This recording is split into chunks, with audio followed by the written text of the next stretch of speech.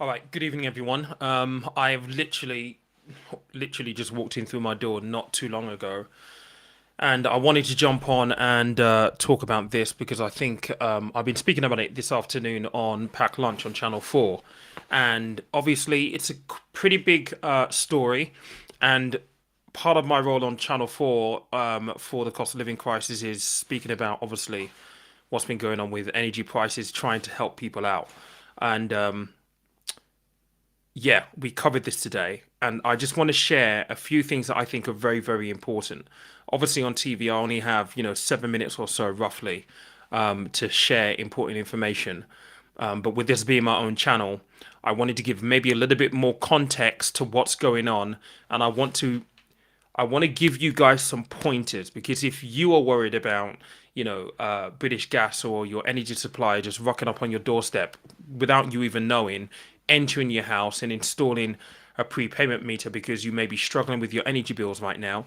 And let's face it, the price cap is going up again in April. So we're going to see an even bigger increase to our energy prices potentially in April. So I'm going to give you some practical tips. But yeah, I do want to address this because I and also want to share with you some of the comments that have been coming out today. People don't, I think, understand their rights, and I think it's very, very important that we understand what the energy suppliers are allowed to do, what you should be doing, especially if you're a vulnerable customer. Because I think there's a lot of people who have fallen through the cracks essentially. So let me just start right from the beginning. If you haven't been following the news today, the Times have basically carried out an investigation, and British Gas have been caught entering into people's homes to change their meters to prepayment meters. Now, if you have an energy supply, there are two ways in which you pay your bills. You either pay them by direct debit, like most people do, and when you pay by direct debit, what happens is you get a discount on your costs, right? So it might be 20%. I can't remember exactly what the discount is, but you get a discount essentially. So it's cheaper to pay by direct debit. Now that was fine when we didn't have a cost of living crisis before energy prices started to increase. What's been happening is this, because obviously people have been getting letters in the post, and I've literally just had my statement from British Gas telling me that my energy bill, well, because I had to submit my meter reading by yesterday, and I've been out all week. I've not had a chance to do it. They've then sent me an email saying, look, this is what your payments are going to be. So people have been getting emails, letters saying that their payments are going up. And in most cases, throughout last year, you would have got a letter through the post or an email telling you that your energy bill's going from, 166 quid, well, 66 quid to 166 quid or 200 quid. We've had households that have, said that their energy prices have gone up by like £200 a month. It's a lot of money. And so for a lot of people, what they basically have done is they've gone from a direct debit to a prepayment kind of like meter slash setup. Now, with prepayment meters, what happens is you prepay for your usage, right? So you load onto the meter how much you want to use. Now, this is where we've had issues because there are rumored to be about 3 million homes in the UK on prepayment meters. And throughout last year, 3.2 million people actually ran out of electricity in the peak of, the winter coldness, right? And so what's been happening is number one, people have been using prepay meters as a method to be able to take control of their own finances, in opposed to waking up and all of a sudden your direct debit's gone from £66 to £166. People have said, put me on a prepayment meter, and what we'll basically do is we'll be able to control our usage and manage our finances that way. What's been happening is not that. It's not British Gas going in and installing these prepay meters with the agreement of customers. What they've been doing is this: they have been changing people onto prepayment meters who are already struggling with their gas and electric bills. So people who have fallen behind. Now, I did a segment on Channel 4. This is just before the breakup in December. Actually, no. We had one a couple of weeks ago, actually, this year, actually, from someone who basically was told that they had to pay 400 quid in one go. This person was a student, essentially, okay? And I spoke to the energy supplier and this is what they told me. So if you are behind on your energy bill, what they basically do is they take you off your direct debit and they put you onto prepayment meter. So what that essentially means is that you're no longer going to have this supply of gas and electric. Essentially, you're preloading money onto the account, and once you run out, you run out. And that isn't necessarily the greatest, particularly if on a Sunday night at 1 o'clock in the morning you run out of electric, you run out of gas, and there's nowhere else to top up, your energy, and your kids have got to go to school on Monday morning. It's not great, right? But what British Gas have been doing is, for people who have been falling behind, they've been actually going to people's houses, and there is a video where the agency that they've been using to do this, and they call these warrants, by the way. So, and I'll get into whether this is legal or not in a moment. But they've been serving a warrant basically, and they've established that a house is empty, and with the help of a locksmith, have entered this house, installed a prepayment meter, and they've been doing this for some time. Now, the bit in the video that kind of has upset people is the fact that the guys who are entering into this house, breaking and entering into this house, because they're there with a locksmith, by the way, basically said, "This is exciting, I love this bit," trying to make a joke out of it. So this has been all over the news today. And I think if you are struggling with paying your energy bills, you'll probably be worried about whether this can happen to you if you've fallen behind, because this has been happening to people who have been falling behind. Now, I'm going to play you a clip in a minute. This is the boss of British Gas. These are his comments around what's been happening. The reality is that they've been caught with not their hand in the cookie jar. It's a little worse than that, a lot worse than that.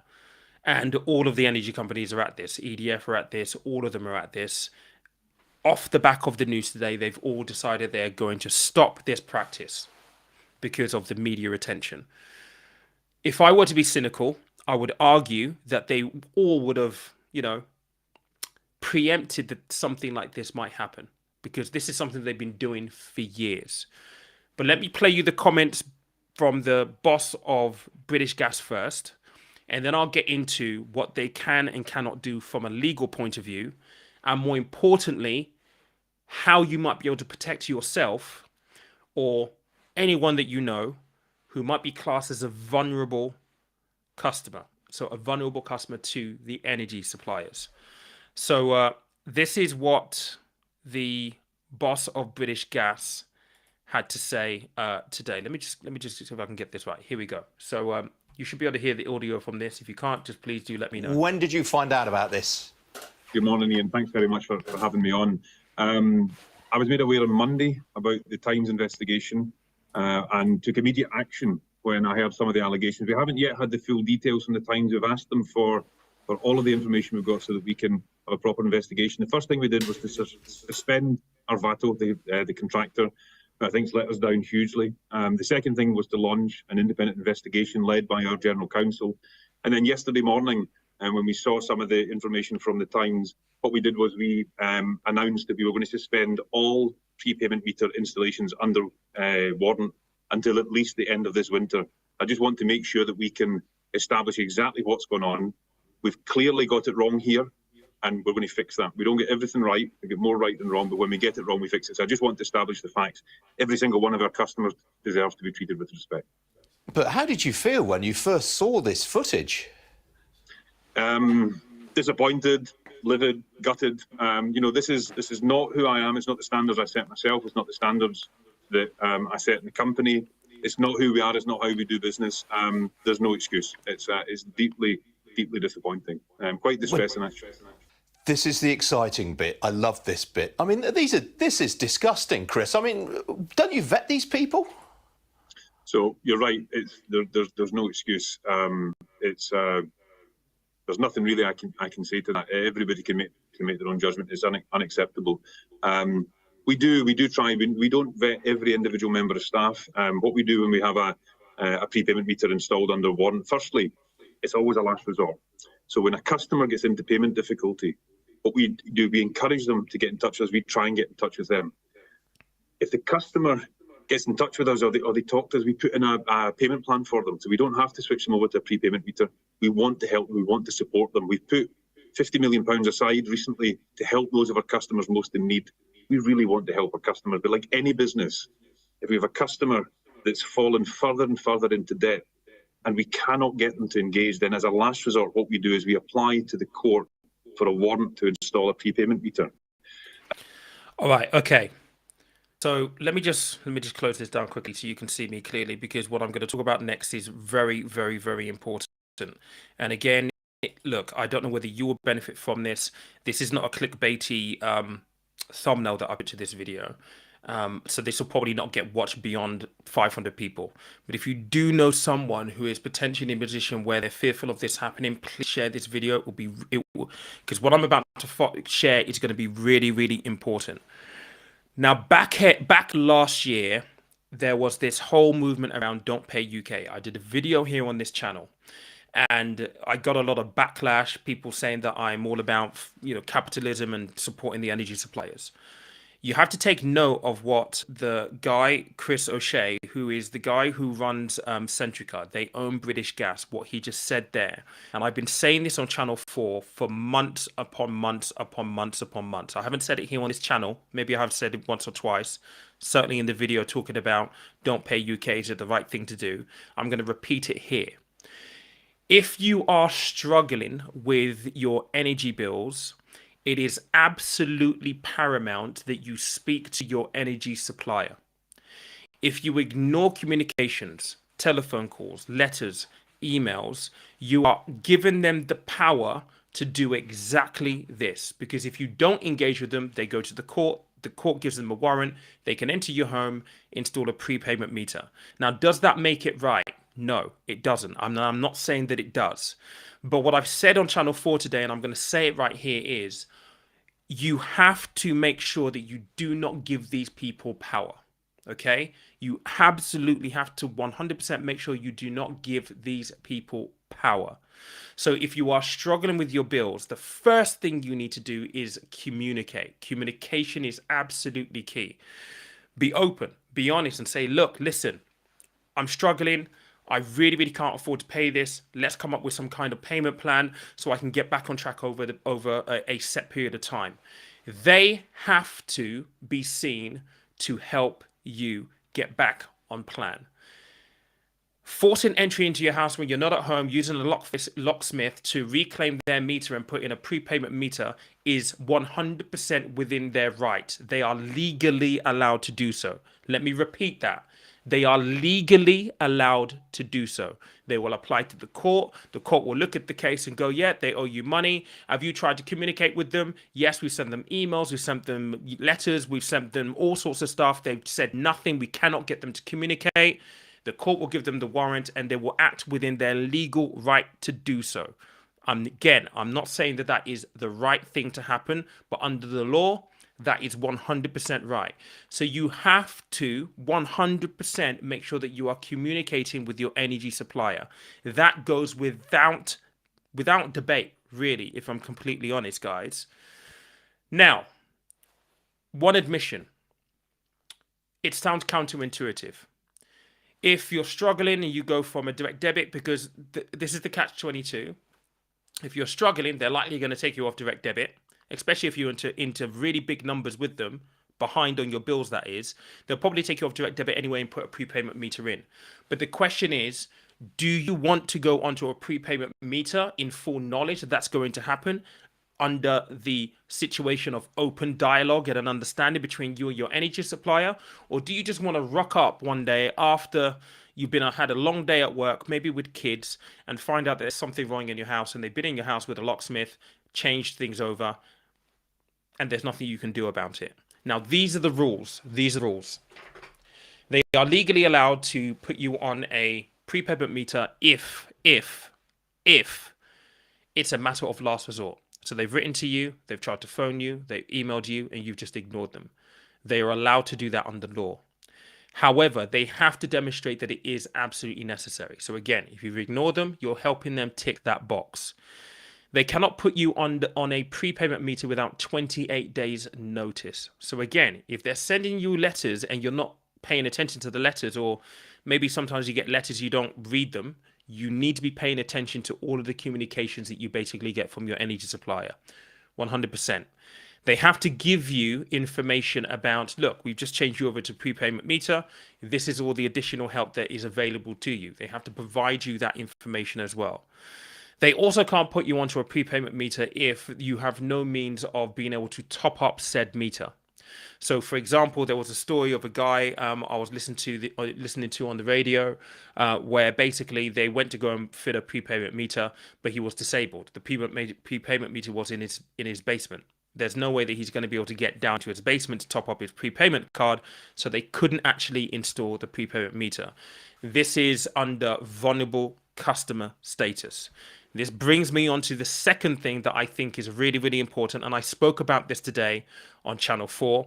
And for this, I actually need to share a different screen with you, because this is some really, really important information that I think will help people hopefully not fall within this trap. Now, there is something called the Priority Services Register. Okay, so the Priority Services Register is essentially a register which protects vulnerable customers to energy suppliers, right? So if you are chronically ill, you've got a serious illness, or if you're of pension age, if you're physically impaired, if you have Careline or Telecare, if you're blind or partially sighted, deaf, or you have a hearing impairment, mental health issues, if you have a poor sense of smell, that could actually be a thing as well. Restricted hand movement, if you have speech difficulties, if you have young adults in your household, or you're a young adult householder under the age of 18, if you're in post-hospital recovery, all of these criteria here mean that you could be registered on the Priority Services Register, especially if you need electricity to help you run medical machines like dialysis machines, so on and so forth. And there are plenty of people in this country who fit into this. Now, the Priority Services Register is essentially it's there to protect people. They can't just cut you off. They just can't go and put you on a prepayment meter if you fall within any of these categories. Now, what I think is happening is that you will have a lot of people who have fallen between the cracks. They don't know that they should be on this list. And this is the one thing that has come out in this report, and the fact that there hasn't been enough due diligence and care trying to identify whether somebody is vulnerable or not before the change onto prepayment meters actually happens. There are stories of them doing it with a young mother who had a disabled child.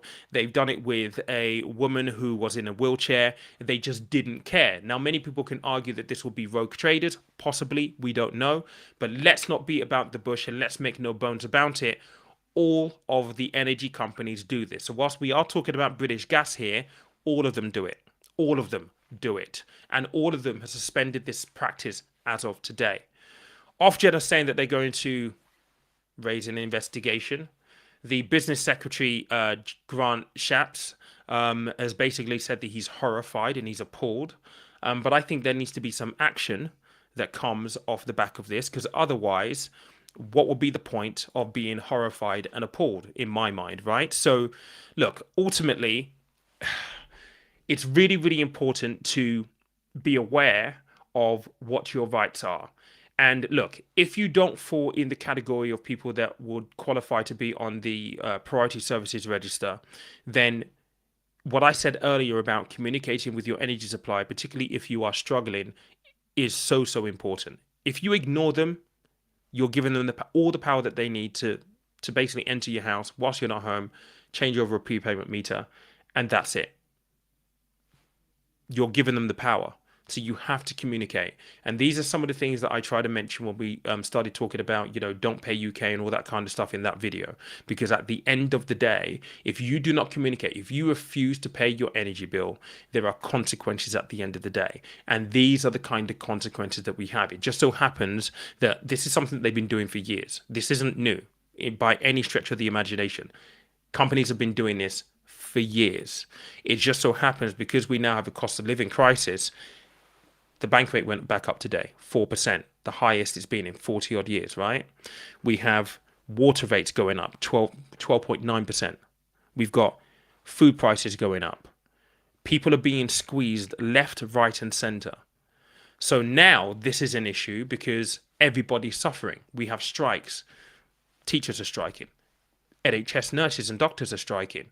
Now this is a story, but this has been happening for years.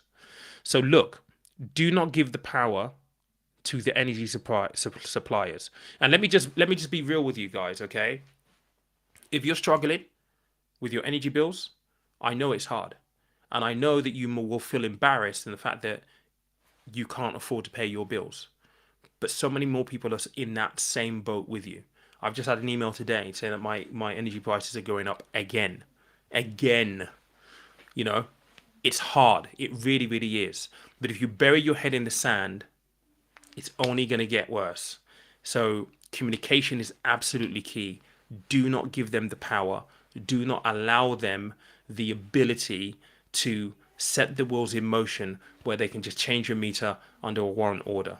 Please do yourself a favor. And I know that it's difficult. I know you've got to swallow a little bit of pride and you've got to admit that, you know, you're struggling, but there are plenty of people who are struggling alongside you. You're not the only one. And I think for most people, hopefully that provides some sense of, I guess, comfort, because it's no fault of your own. It really, really isn't. And so I just wanted to cover that this evening. Again, look, if you can, please do share this. People won't talk about this on YouTube because it's not sexy. It's not clickbaitable, right? And that's not the point. That's not why I'm doing this. I've been speaking about this today, and I've been thinking about this a lot. And on the channel this year, yes, we talk about investing in all this stuff, but this is the day-to-day stuff that really makes a difference. This is the day-to-day stuff that matters. And so if you did enjoy this, please do share it on your socials. Someone else who might need to see this and hear this will end up watching as a result of that. But I appreciate you this Thursday evening. I will do another live tomorrow. I want to talk about Save to Buy, which is a scheme for first-time buyers. Appreciate you guys. Thank you so much.